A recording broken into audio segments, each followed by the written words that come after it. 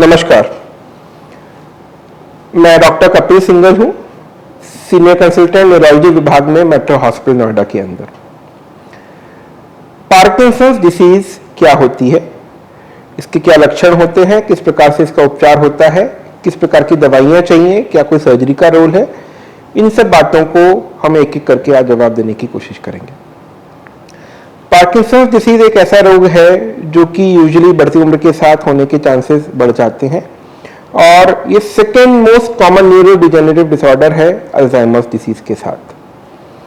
आमतौर पे ये डिसीज 60 वर्ष की उम्र के बाद ज़्यादा होती है, लेकिन कुछ % पेशेंट्स का ऐसा भी होता है जिनको कि 40 से कम उम्र के में भी इसके लक्षण आने लगते हैं।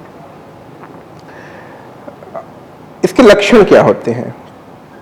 कई बार इसके लक्षण, मुख्य लक्षण जो होते हैं वो है स्लोनेस हो जाना, आपके काम करने की जो गति है वो धीमे हो जाए, आपकी दिनचर्या में, रूटीन एक्टिविटीज में, कपड़े पहनने में, नहाने में, शेव करने में, कुकिंग में, खाना खाने में जितना आप समय लगाते हैं उससे अधिक समय लगने लगे, आपकी चाल धीमी हो जाए, ऐसा लगने लगे कि आप अपने और कंटेम्प्रेरीज के कंपैरिजन में आपकी स्पीड ऑफ वॉकिंग काफ़ी कम हो गई है।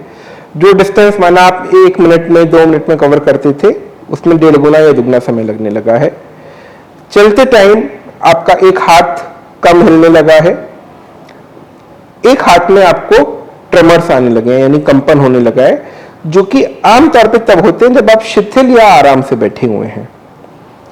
इसके साथ साथ जैसे जैसे डिसीज बढ़ती है वैसे वैसे सिम्टम्स एक तरफ से दूसरी तरफ आ जाते हैं, यानी मेनली जो सिम्टम ऑनसेट होता है वो शुरू के 1-2 साल तक भी एक ही तरफ सिम्टम रहते हैं, यानी कि एक ही तरफ के हाथ में स्लोनेस होना, एक ही तरफ हाथ में कंपन होना, एक ही तरफ चलने में पैर के अंदर भारीपन होना।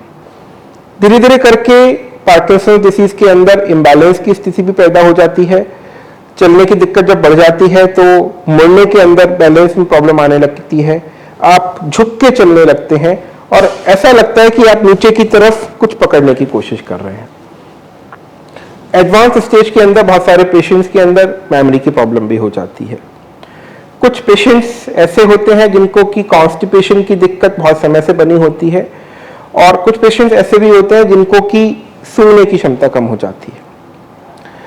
यूजुअली ये डिसीज हेरिडिटरी या जेनेटिक नहीं होती, यानी कि ऐसा नहीं है कि अगर आपको है तो आपके किसी फैमिली मेंबर को भी ये डिसीज होगी।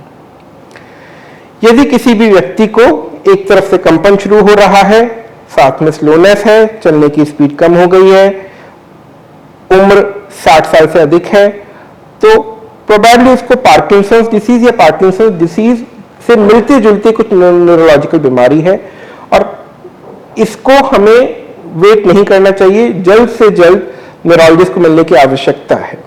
वो आवश्यकता क्यों है? क्योंकि अगर हम अर्ली स्टेजेस में कोई ट्रीटमेंट शुरू कर देते हैं तो हम कुछ हद तक बीमारी को रुकने से, बढ़ने से रोक सकते हैं और अगर हम सिम्टम्स कंट्रोल कर लेते हैं तो हम काफी हद तक व्यक्ति के नॉर्मल लाइफ स्टाइल को, रूटीन को रीस्टैब्लिश कर सकते हैं।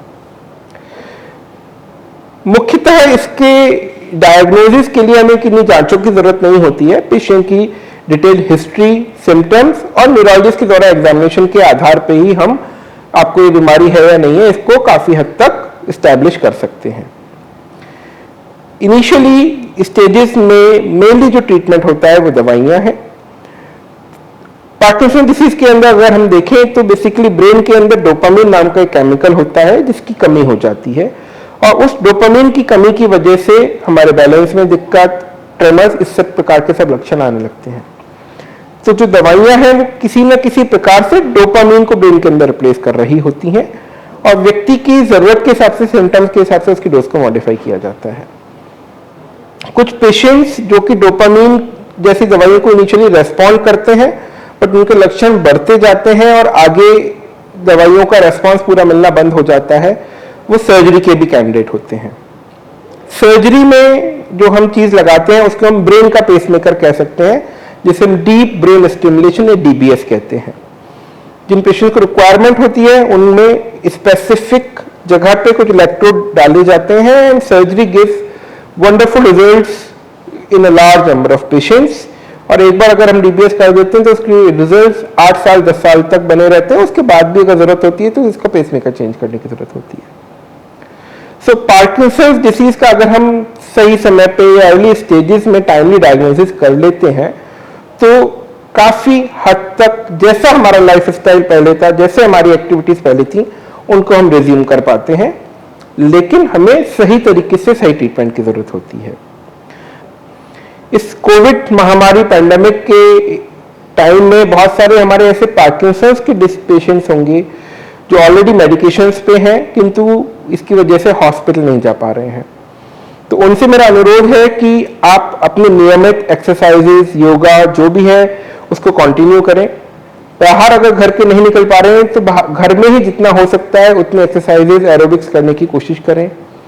दवाइयां जिस भी प्रकार से चल रही थी आप उनको कंटिन्यू करें और अगर बहुत ही ज्यादा जरूरी हो तो ही हॉस्पिटल विजिट करने की कोशिश करें। अगर संभव है और आपको लग रहा है कि नहीं, आपको अपने डॉक्टर से, न्यूरोलॉजिस्ट से कंसल्ट करना जरूरी है, तो टेली कंसल्टेशन के द्वारा भी हम कंसल्ट कर सकते हैं। और जहां तक है संभवतः टेली कंसल्टेशन से, वीडियो एग्जामिनेशन के द्वारा भी हम ट्रीटमेंट को मॉडिफाई कर सकते हैं। हम आपके कुशलता की और हेल्थ की कामना करते हैं। धन्यवाद।